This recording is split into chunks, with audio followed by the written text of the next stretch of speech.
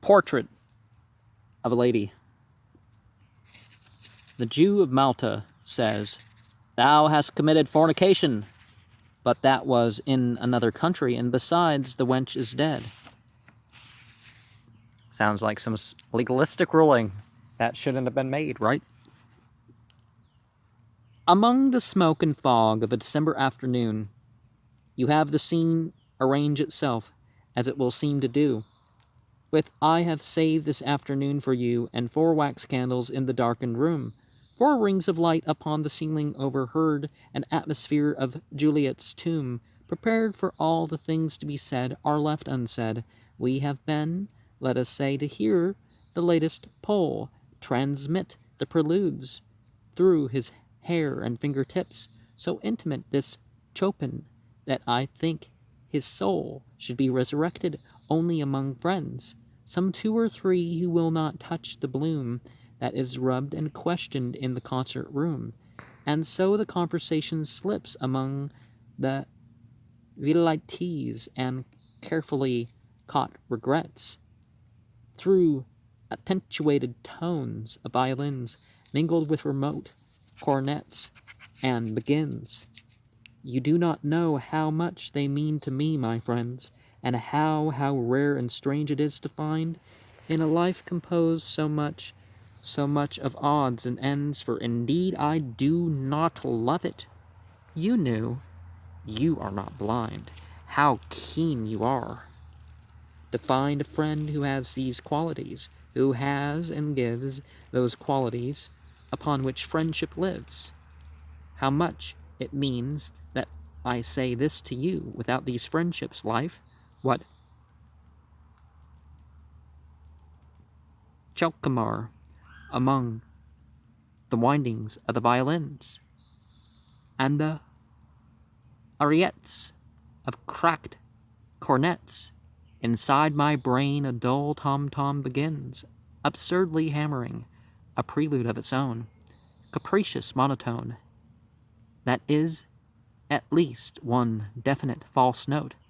Let us take the air in a tobacco trance, admire the monuments, discuss the late events, correct our watches by the public clocks, then sit for half an hour and drink our bocks. And friendship, real friendship, isn't just convenience. It's not just some give or take. And it becomes sort of a balanced servant-master sort of thing, where in one way one person's the master, another way another person's a servant, and they sort of trade off in a sense. But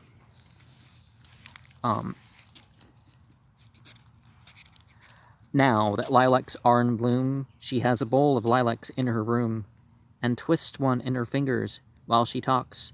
Ah, my friend, you do not know what life is, you who hold it in your hands, slowly twisting the lilac stalks. You let it flow from you let it flow, and youth is cruel and has no remorse, and smiles at situations which it cannot see. I smile, of course, and go on drinking tea, yet with these April sunsets that somehow recall my buried life and Paris in the spring, I feel immeasurably at peace, and find the world to be wonderful and youthful after all. The voice returns like the insistent out of tune of a broken violin on an August afternoon. I am always sure that you understand my feelings, always sure that you feel, sure that across the gulf you reach your hand. You are invulnerable. You have no Achilles' heel.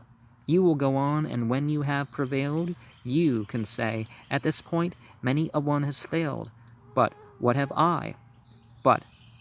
What have I, my friend, to give you?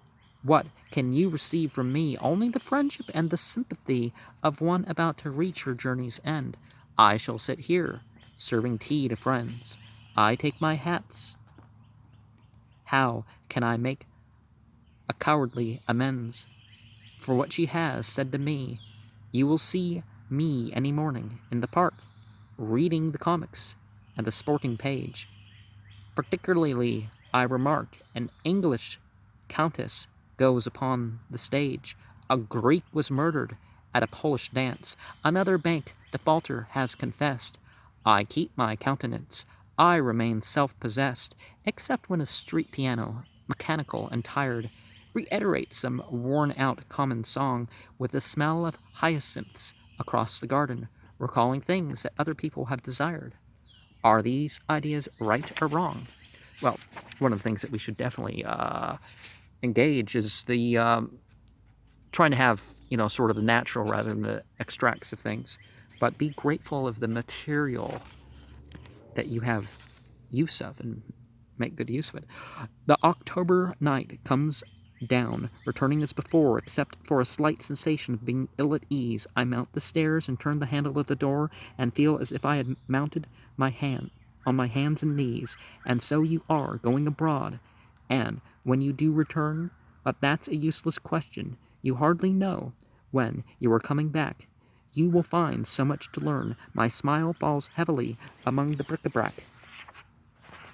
Perhaps you can write to me. My self-possession flares up for a second. This is as I had reckoned. I have been wondering frequently of late, but our beginnings never know of our ends. Why we have not developed into friends. I feel like one who smiles and turning shall remark. Suddenly his expression in a glass, my self-possession gutters. We are really in the dark, for everybody said so, all our friends. They all were sure our feelings would relate so closely, I myself can hardly understand. We must leave it now to fate. You will write at any rate. Perhaps it's not too late. I shall sit here serving tea to friends. And I must borrow every changing shape to find expression. Dance, dance, like a dancing bear. Cry like a parrot. Chatter like an ape. Let's take to the air and a tobacco trance. Well, and what if she should die some afternoon? Afternoon gray and smoky, evening yellow and rose, should die and leave me sitting, pen in hand, with the smoke coming down above the housetops, doubtful for a while, not knowing what to feel or if I understand, or whether wise or foolish, tardy or too soon.